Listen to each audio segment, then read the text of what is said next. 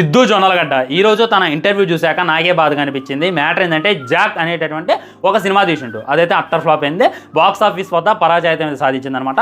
So తను తీసుకున్నటువంటి 5 కోట్ల రెమ్యునరేషన్లో 4 కోట్ల దాకా రిటర్న్ అయితే ఇచ్చేసిందంట. ఆ రెమ్యునరేషన్ తిరిగి ఇవ్వడానికి తను చాలా ఇబ్బంది పడ్డాడంట. ఆల్మోస్ట్ బయట అప్పు చేసి మరి అదే తెచ్చిందంట. ఆ అప్పు అలాగే ఉందంట. ఇప్పుడు వచ్చేటటువంటి అప్కమింగ్ మూవీస్లో తీసుకొని ఆ సినిమా హిట్ సాధించి అప్పు తీర్చాలని చెప్పి నాకు బాగా ఉంది. నా మైండ్లో ఉన్నటువంటి గుబులేదని ఉంది అని అంటే ఆ 4 కోట్ల అప్పు అని చెప్పి తన చెప్పిన తర్వాత నాకైతే చాలా బాధగా అనిపించింది. నిజంగా ఇది మట్టికి దారుణమే.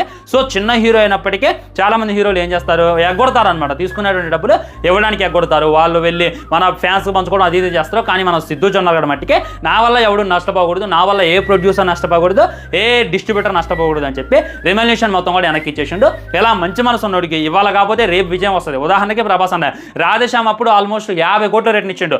ఆది పుషప్లు కూడా రేట్ని ఇచ్చిండు. అయినా కానీ ఆయన క్రేజ్ అయినా ఆయన బాక్స్ ఆఫీస్ వద్ద కలెక్షన్స్